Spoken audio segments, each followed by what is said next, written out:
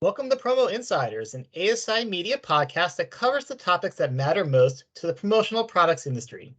I'm CJ Mitica, editor-in-chief, and today I'm joined by digital news director Chris Rubo to discuss bank failures, non-compete bans, and other major economic and legislative developments that have occurred in the past month. We'll summarize what's going on and explain what their impact will be on the promo industry. So, Chris, this is supposed to be a happy, carefree time of year. We got March Madness. We're recording this the day before St. Patty's Day. Spring's right around the corner, and yet, there's a lot to either be concerned about or a lot to sort of just to keep in mind on the economic, legislative, and regulatory front. And my question to you is, we're going to be diving into some topics. Are you going to be able to explain all this in under 20 minutes? Sure. I'll do my best. It's as you say, it's quite a bit to digest that's going on, and I think part of what even makes it complex is there's a lot of unknowns, right? About what exact impacts a lot of these things may or may not have on our industry, and we're all kind of trying to get a sense of it. Yeah, so like I said, we're going to discuss four different topics. We're going to Chris was going to offer a summary of what's going on, and we're going to analyze and talk about what the impact might be, will be on the promo industry. Each of these topics really can merit its own episode. There's just a lot of complexities and a lot of details. So I would urge you, our listeners and viewers, if you want more information, definitely go to our website, asicentral.com. Chris has written wonderfully in-depth articles on all these topics, and you can get all the information you want on those articles. So let's start off with the biggest news, the most recent news. The business and economic world has just been rocked by this recent spate of bank failures, and it's really causing a lot of concern, a lot of speculation about what's going to happen to our economy, what's going to happen with businesses. So, Chris, in a succinct summary, can you explain what's going on right now? Sure. So within the last week, and we're talking about this on March 16th, Silicon Valley Bank, Signature Bank, and a lender to the crypto industry known as Silvergate, Silicon Valley Bank and Signature Bank collapsed. Silvergate announced that it was going to close and pay back depositors. So that rattled markets. It caused a lot of concern throughout the economy. And over this past weekend, there was people thinking, "Oh my gosh, are we heading into another 2008 style collapse?" As we sit here today, and I caution that it almost seems like things are changing hourly with reports coming out from economists and the stocks and the different banks. But as of right now, the general sentiment is that we're not going to see a 2008 style, financial system collapse. So hooray, good news. But it doesn't mean that there's not going to be some ripple effects out from this, that could impact the promotional products industry. Yeah, and as you said, this is a story that seems like it's developing by the hour. It's been really about a week, less than a Mhm. week since the first incident in this whole event happened. So a lot can still change. Like the question is Mhm. though, what should promo firms be concerned about, or what should they be looking at as the situation unfolds? Well, I guess obviously number one, you should know who you bank with, Yeah. if they're publicly traded, monitor their stock are their stocks dropping dramatically. Get any intel that you can on how they're performing. There is some concern about mid-sized or regional banks. So if you bank with a mid-sized or regional bank, I think it would be good to check in with them. You should also be following some general best practices, which you may not want to have all your money in one bank. You might want to spread those deposits out a little bit to kind of bulwark yourself against uh, a potential collapse. So it's something to consider. I mean, that's, I think, a general good business practice, but it's not something everybody necessarily does. Um, so that's things to consider. I think the other thing too is to kind of proceed with business as normal, though, as well. Like this is some scary stuff when you see some of the headlines, but uh, it's also not, I think, a cause for panic, at least just yet. And to that point, reached out to a bunch of distributors and suppliers this week. Now, granted, it's only been a week since this stuff started happening, but as of right now, nobody's really reporting any significant issues. Is there some concern that certain companies, certain end clients that had, say, accounts with some of the affected banks that have collapsed, or companies that are in industries like tech and startup that were kind of most affected by these collapses?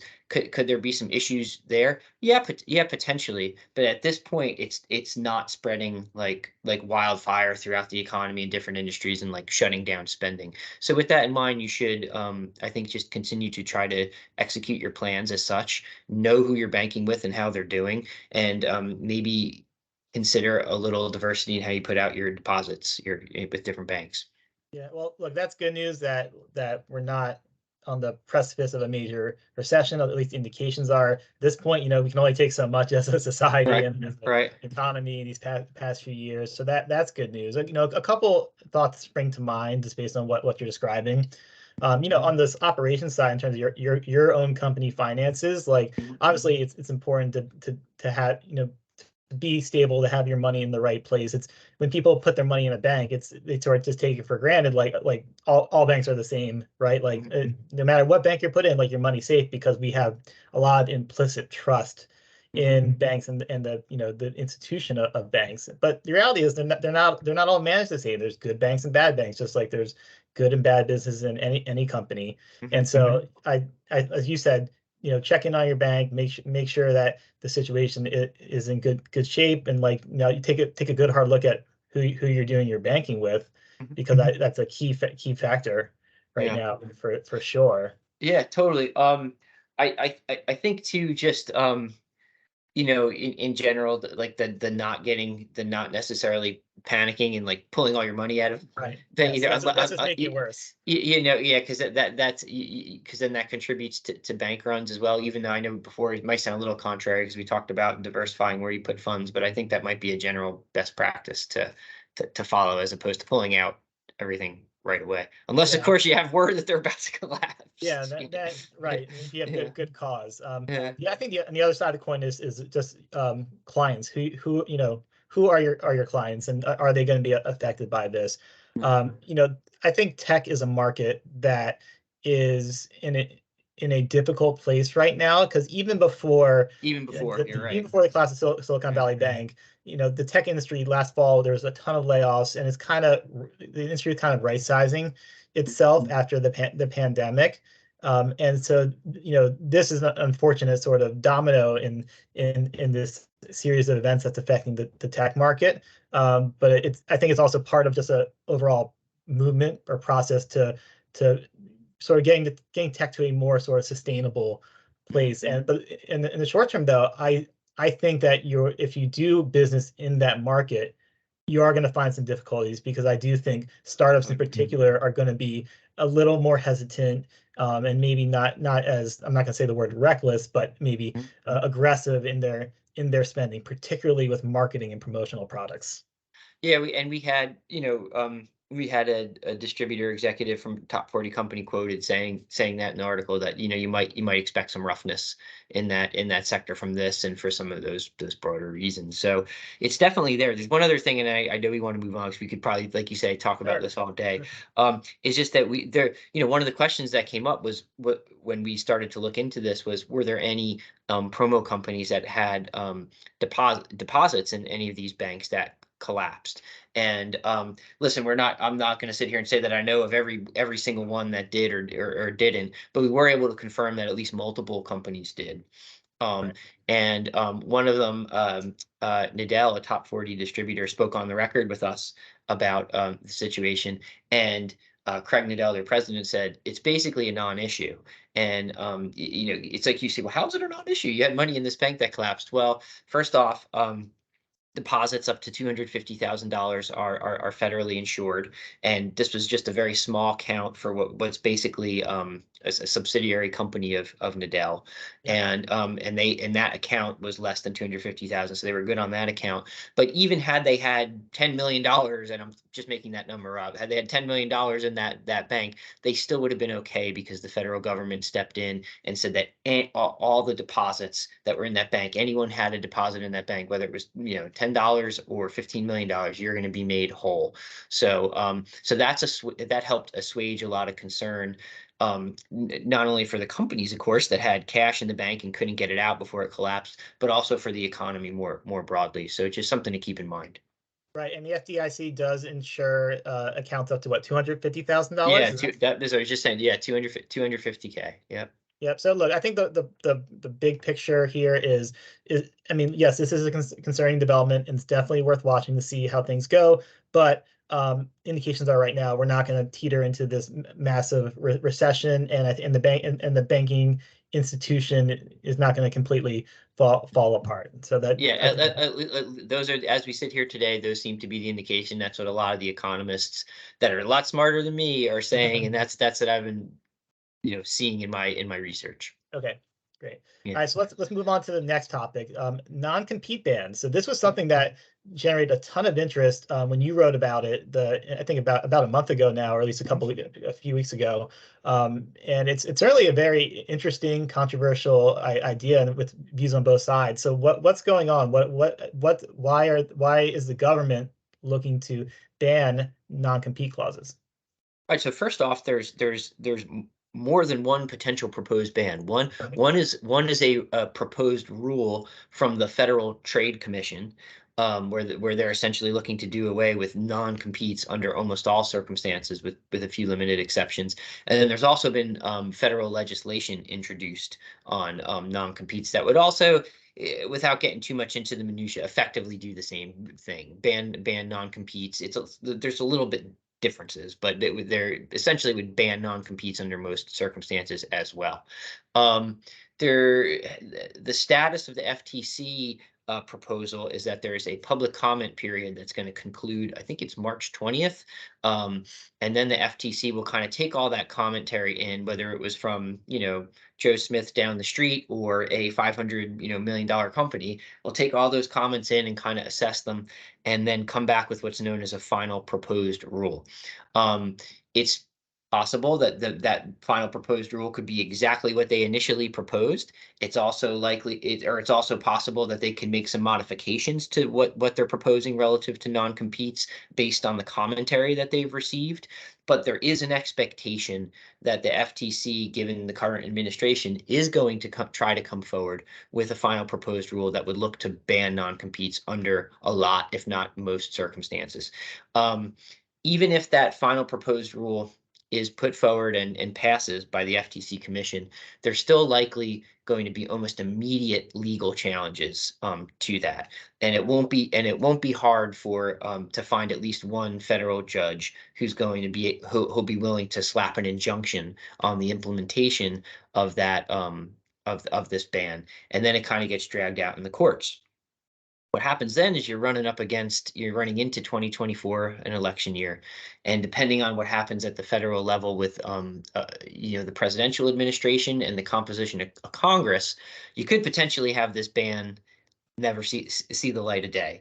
All that said, though, it also could go the other way, where if it wins a legal challenge, and generally speaking, Democrats are more favorable to this than Republicans. It's not necessarily that cut and dry, but it does tend to form a little bit along partisan lines.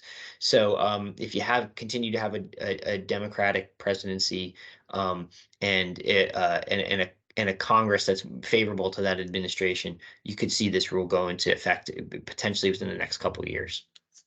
So even if this ban doesn't, come to pass, Mhm. I think just the fact that they're raising the specter of this, it's encouraged a lot of discussion and focus on the topic for something that kind of like people just took as a given, doing business. And in our industry in promo, there's a lot of worry about salespeople leaving a company and Mhm. taking their clients that they got under their previous company. And Mhm. so you reached out to a lot of people, heard back from a lot of people in the industry about, are non-competes a good thing? Do you support this ban? Do you think there should be non-competes? I thought the reaction was very interesting because there was a wide range of views in it, but a lot of people in favor of a ban, a lot of people who don't want to see them banned. So like what you see from the reaction of people in the industry? All right, so to your point, I mean, there was literally we had dozens and dozens and dozens of people contact us about this when we kind of announced that we were looking for feedback on it. So it was pretty incredible the level of reaction that we got on it. Maybe one of the things that stood out the most for me is that there were quite a few business owners out there who actually said that they don't favor non-competes. I think typically a lot of people think, oh, if you're a business owner, you're going to be in favor of having non-competes. But there were some who say, I don't use them, and here's why. So that was kind of one interesting element that came up. There were, of course, though, too, many who said, to your earlier point, we need to have them. Like, we're a small business, we're not some big conglomerate. Like, Yeah. we're a small business, and we need to protect our intellectual capital. We need to protect the clients that we've brought in from being poached. So that was the basic sentiment. If you were against a non-compete ban, is that, hey, like, I need this to protect my business. Then on the contrary view, and this often came from well, I shouldn't even say often. It came from both owners and from, quote, employees, who they said, well, it's just not fair to put a non-compete in place because somebody's working in an industry, they're building a life in this industry, and maybe they're at a company where they can't advance beyond where they are now, but they could go somewhere else within the same industry and advance their career and make a better lives for their family. Like, how dare you, business owner, tell them that prevent them from doing that in what's supposed to be a free market society. So that was kind of the contrary view to it there. So you had kind of all those perspectives represented in throughout our industry. Interestingly, too, there are some people who just think that you know, um, that non-competes are pretty difficult to enforce when it comes right down to the nitty-gritty of things. That was another perspective. And then another interesting one is that it kind of varies state to state how different states currently address non-competes. And there are a couple states, say like California, and I want to say Oklahoma and maybe South Dakota or North Dakota, have what amount to de facto bans or what you might call heavy restrictions in place already on non-compete. So it varies from state to state too already. It's interesting. Yeah. Yeah, and another interesting thing I learned from your article was that there's this sort of middle ground where, some companies have not like a full non-compete, but basically some sort of compromise where maybe it's like a contract or a programmatic business that they're protecting, or basically it lets the salesperson work, but it still protects some of their, the company's like clientele that they acquired. Yeah, I'm glad you brought that up. That's a great point. Is that there's things like along the lines of like a non-solicitation agreement where it's like, okay, I'm not gonna prevent you from leaving here and going to work in this industry that you've built experience and a livelihood in, but you're prevented from calling on certain types of clients, or you can't work with XYZ clients for X amount of years.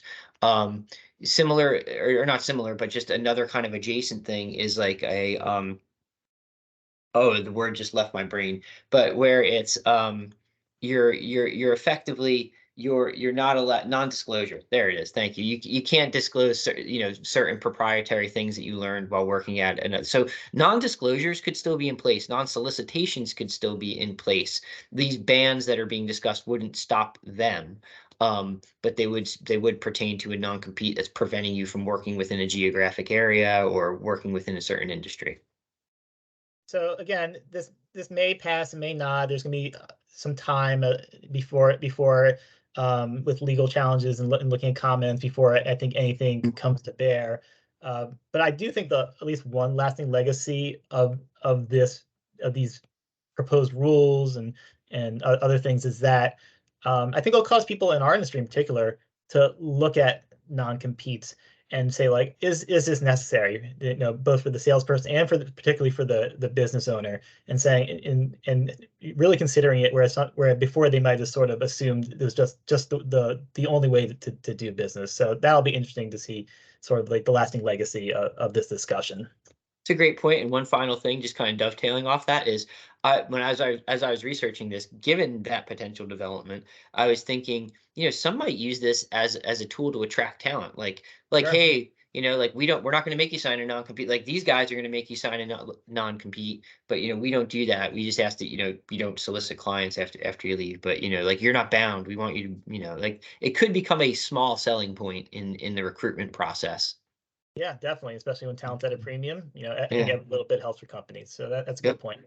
All right, let's go to our third topic, which is the PRO Act, and this is regarding independent contractors and how they should be classified. And this is something that's been around for a few years. There's been different attempts. I think California has had something going on. The federal government has certainly weighed on this, and there's a new version of this act that was just introduced. So what's the key issue here?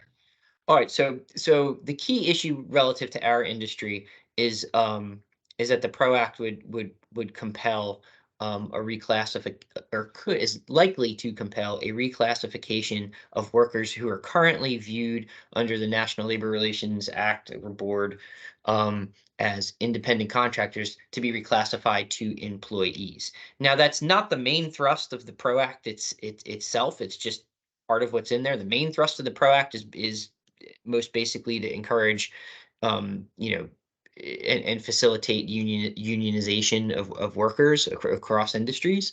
But this would be something that's kind of a component of that. This PRO Act back in 2001, it was introduced. It caused a huge stir in our industry and others for the independent contractor factor and for the other reasons. It never became law.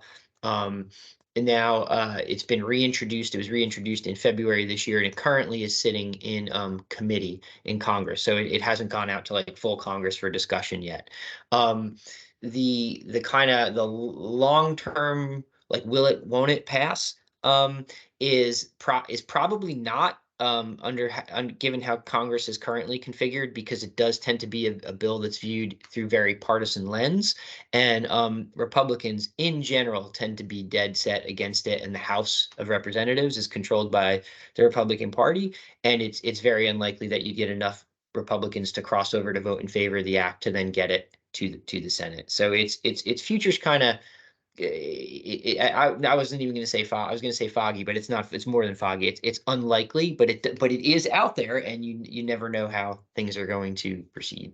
Yeah, and look, if this particular piece of legislation doesn't pass, what I think is really interesting is that the promotional products industry does have this lasting legacy of hiring people, of using people as independent contractors as opposed to full-time employees. Now, I think that there's been a shift where Mhm. more people have been brought in under full-time employment, but there's sort of this established structure of using independent contractors. But meanwhile, the gig economy has sprung up in the past, Mhm. decade, and there's a lot of questions about how those workers should be classified and what sort of rights and benefits are they entitled to, and the focus on that sector, that group, is now potentially affecting promo companies and how they treat their independent contractors. Yeah.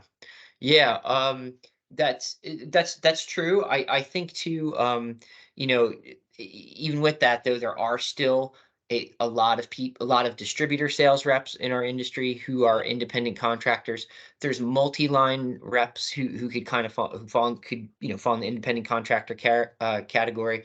There's also even graphic designers and like content creators who companies will use to do from help with marketing and blogs and stuff like that, who function in independent contractor capacity.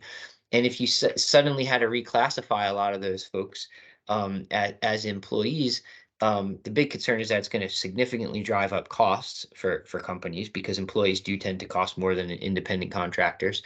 And then that it could lead some companies to just say, you know what, I can't afford that outlay. And now that person who is making a living as an independent contractor is now out of work, because the firm doesn't want to take on the expense of an employee.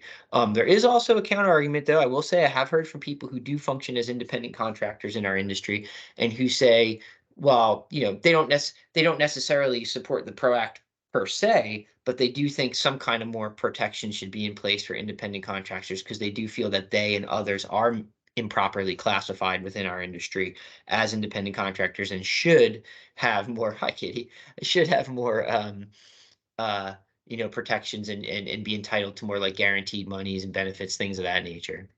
I knew my cat would make an appearance Oh, in that's this fine, yeah. podcast.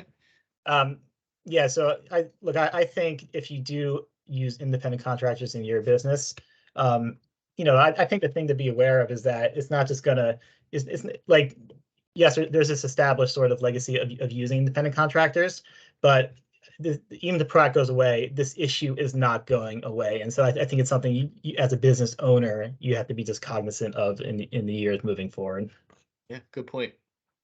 All right, so let's get to our last topic, which is about banning TikTok. So that there's been a couple of bills introduced in Congress. Why are they looking to do this?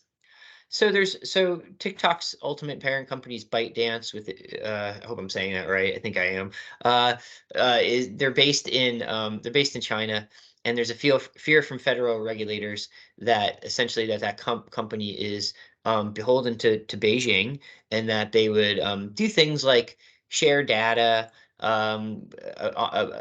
collect and share data about Americans with the ruling Communist Party in China, that they would do things like use the TikTok platform to kind of wage a campaign of shadow influence within the United States, anything from sowing division to creating, the fake news, things of that nature. So um, there's also a fear that, through the app that there could be various compromises of security for companies, for the government, and for individuals. So there's a lot of concern given the connection to China, basically.